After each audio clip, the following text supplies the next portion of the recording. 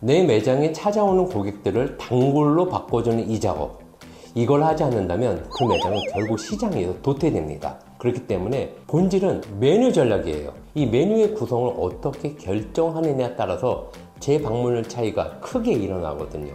그런데 이 메뉴 이야기를 하기 전에 우리가 반드시 알고 시작해야 하는 개념이 하나 있습니다. 자, 사장님들이 심혈을 기울여서 완성하고 출시할 메뉴들은 분명 다른 가게들과 구분되는 특별함을 가지고 있을 수 있어요.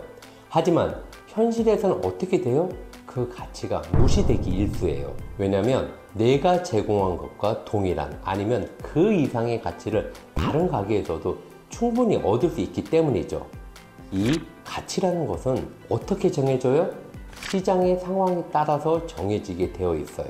아무도 찾지 않으면요, 이 가치가 사라지고요. 다수가 찾으면 그 가치가 올라가게 되는 거죠. 이걸 우리는 수요라고 부르고, 이것이 바로 사람들이 바라는 어떤 욕구들의 집합체라고 볼 수 있겠습니다. 그래서 판매한다는 건 이러한 수요의 음식이든 상품이든 서비스든 각기 방식으로 공급을 해주는 일체의 행위를 말하는 거고, 이 수요와 공급에 있어서 그 가치를 평가할 그 기준이 되는 지표가 무엇이냐? 바로 가격이죠. 자, 이 지점에서 우리는 메뉴의 구성을 고민해야 하고, 이제 거기서부터 초기 방문율이 시작되고 재방문에 이어지는 스텝으로 가게 되는 거거든요. 자, 그래서 일단 이 메뉴를 생각할 때도 이 수요의 관점에서 생각을 해봐야 한다는 겁니다. 이 시장에서 일어나는 수요의 근원이 무엇일까? 사람들은 이 음식을 먹으러 올 때 어떤 욕구가 충족되길 바랄까? 이 공간을 통해 그들은 어떤 가치를 얻는다고 생각할까? 이렇게 말이죠. 여기서부터 출발하면 좋은데, 사실 장사를 이제 막 시작하게 되면 대부분 이런 관점을 갖기가 어렵죠. 이해합니다. 그래서 경험이 부족한 많은 사장님들이 바로 공급자의 시점에서 출발합니다. 대부분이 자신의 요리 실력과 투입된 노력의 정도를 손님에게 줄 수 있는 최선의 가치로 여기죠. 그리고 이걸 근거로 가격을 정하는데요. 여기서부터 이제 안타까운 일이 일어납니다. 이렇게 좋은 재료로 내가 할 수 있는 최선의 맛을 뽑는데 적어도 이 정도 가격은 받아야지 라고 생각하면서 말이죠, 가격을 묵직하게 정하고 장사를 시작하십니다. 그럼 이제 어떤 일이 일어나게 되냐면요, 이게 아무리 퀄리티가 좋고 맛있는 음식이라 하더라도 일단 손님과의 장벽을 한 겹 만들고 시작하시게 되는 건데요. 물론 가격이 좀 있더라도 팔리긴 팔려요. 안 팔리지 않습니다. 그래서 더 문제라는 거예요. 팔리니까 와, 이렇게 해도 나가긴 나가는구나 싶은 거죠. 하지만 그러는 동안 이 가격 저항선에 걸리는 다른 고객들은 어때요? 아예 방문조차 하지 않게 돼요. 또 방문한다 치더라도 이미 가격 저항을 느낀 고객들이 선택할 수 있는 메뉴는 한정될 수밖에 없고요. 내가 아무리 엄청 좋은 상품을 만들었다 한들 정작 체험하지 못하면 무슨 소용일까요? 나는 그 가격이 내가 생각한 최선의 가치라고 생각했는데 아니었던 거예요. 나도 모르게 수요를 차단하는 꼴이었던 거죠. 결국 여러분, 가치를 결정하는 핵심 요소는 이 수요를 만들 수 있는 능력이에요. 내가 인정받고 싶었던 메뉴의 가치는 그 다음인 거죠. 초반 수요를 만들기 위한 최선의 방법 중 하나는 내가 가져갈 마진이 줄더라도 가격을 낮추고 그 정도의 선으로 구성할 수 있는 메뉴를 만들어서 내놓는 겁니다. 여기서 중요한 건 가격을 낮춘다고 원가율까지 낮추라는 게 아니에요. 식재료의 퀄리티가 낮으면 손님들은 귀신같이 눈치를 채고 안 좋은 선입견이 생기게 되면서 부정적인 피드백을 남기거든요. 저렴한 단품 판매를 하더라도 최상의 퀄리티를 유지하는 게 핵심입니다. 목적을 매출과 마진에만 두게 되면 장사를 길게 이어갈 수 없어요. 무조건 손님들이 내 가게의 메뉴들을 체험할 수 있도록 해야 초기 방문율을 잡을 수 있고, 그 경험을 통해 내 가게에서 접할 다음 가치를 기대하도록 만들어야 재방문 가능성을 높일 수 있는 겁니다. 자, 여기서 명심해야 할 건 가격을 낮춘다고 해서 박리담회식 판매를 하라는 게 아니란 거예요. 손님들이 내 가게에 관심을 가질 수 있도록 누가 봐도 부담 없는 제안을 먼저 하시라는 거라고 생각하는 거예요. 가격 인하의 목적은 바로 거기에 있습니다. 퀄리티에 비해 오히려 저렴하다고 인식하기 시작했다면 그 경험이 바로 고객이 느낄 수 있는 최고 수준의 가치로 남게 되는 거죠. 초반 수요는 이렇게 만드셔야 합니다. 때에 따라서는 무료 수준으로 체험해 볼 수 있는 미끼 상품을 만들어서 서비스로 내놓거나 이벤트를 진행하시는 사장님들도 계세요. 아주 잘하고 계시는 거죠. 자, 여기까지 배경 지식이 됐으면 이제 좀 본격적인 얘기를 해볼게요. 사실 이 가격 낮추는 것만으로는 충분하지 않아요. 자, 봅시다. 이제 우리가 메뉴를 생각할 때 이 수요를 중심으로 이제 생각을 하게 됐어요. 그리고 이 수요의 근간은 사람들이 바라는 어떤 욕구의 집합체라고 했습니다. 그렇다면 여기서 우리가 이 사람들의 욕구를 파악할 수 있다면 수요를 폭발적으로 늘릴 수 있을까요? 없을까요?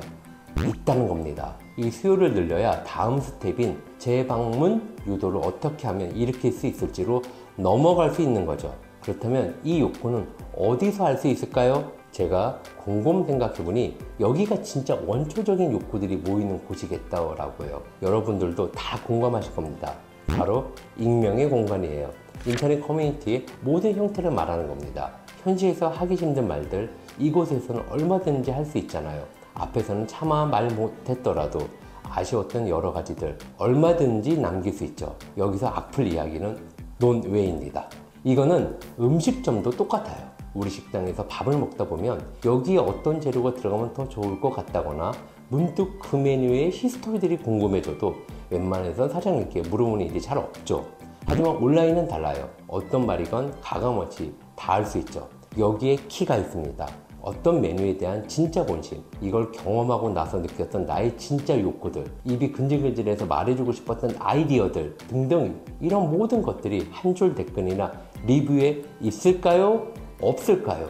있어요. 다 있다고요. 어마어마하게 많아요. 네이버 플레이스, 카카오맵 댓글, 각종 배달앱, 유튜브 등등 이런 곳에 달린 수많은 의견들이 있잖아요. 자, 그럼 이제 봅시다. 일단 내가 생각한 메뉴가 있을 거잖아요. 그거랑 비슷한 메뉴를 하는 식당을 찾습니다. 그 다음 이제 그 식당에 달린 리뷰들 또는 자기들끼리 주고받은 댓글 같은 거 하나하나 뜯어보는 거예요. 쓱 살피다 보면 이제 사람들이 그 식당에서 그 메뉴에서 다 채우지 못했던 진짜 본심들이 하나둘씩 나오게 돼요. 죽기 전에 꼭 먹어봐야 한다라거나 우리 동네 식당에도 이런 게 있으면 좋겠다, 또는 뭐 사장님이 위스키에 대해 설명을 친절하게 해주는데 이걸 알고 보니까 더 특별해진 기분이었다. 이런 곳곳에 많은 힌트가 숨겨져 있는 거거든요. 여기에 따봉 기능이 있다면 더 좋습니다. 그만큼 그 의견에 사람들이 공감을 많이 했다는 말이니까요.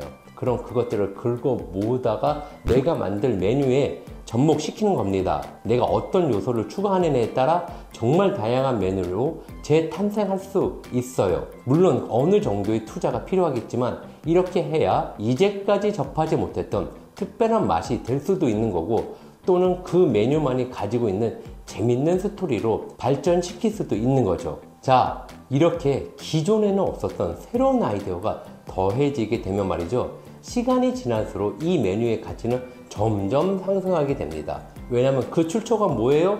사람들이 바랬던 진짜 욕구잖아요. 그 욕구가 채워진 상품이니까 수요가 점점 몰리기 시작하는 겁니다. 그리고 바로 이 지점에서 놀라운 일이 벌어지게 되는데요.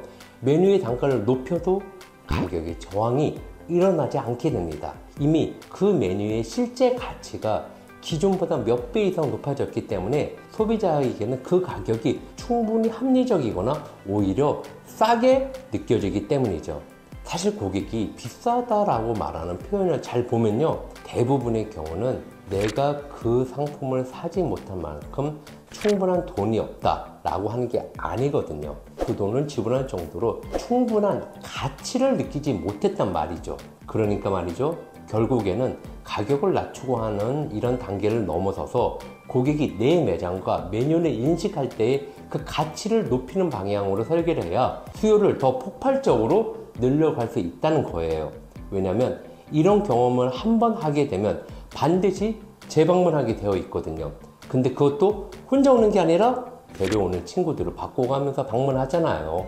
그럼 그 친구는 또 자신의 지인을 데려오게 되고, 이런 식으로 신규 고객 유치가 연속적으로 일어나게 되면서 수요의 곡선이 어떻게 돼요? 쭉 우리 흔히 말하는 J커브를 그리게 되는 겁니다. 가격을 낮추고 기존에 없던 방식을 추가하고 새로운 제안을 이것저것 하다 보면 초반 비용이 확실히 많이 들긴 하겠지만, 이런 식으로 한번 수요를 늘리는데 성공하게 되면요, 그 다음에 이제 공부만 열심히 하시면 되는 거예요. 이때부터 열심히 살면 잘 된다는 말이 성립하게 되는 거죠.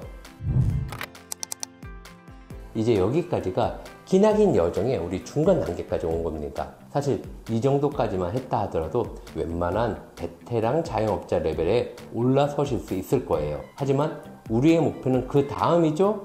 재방문 고객을 단골 손님으로 바꾸는 일입니다.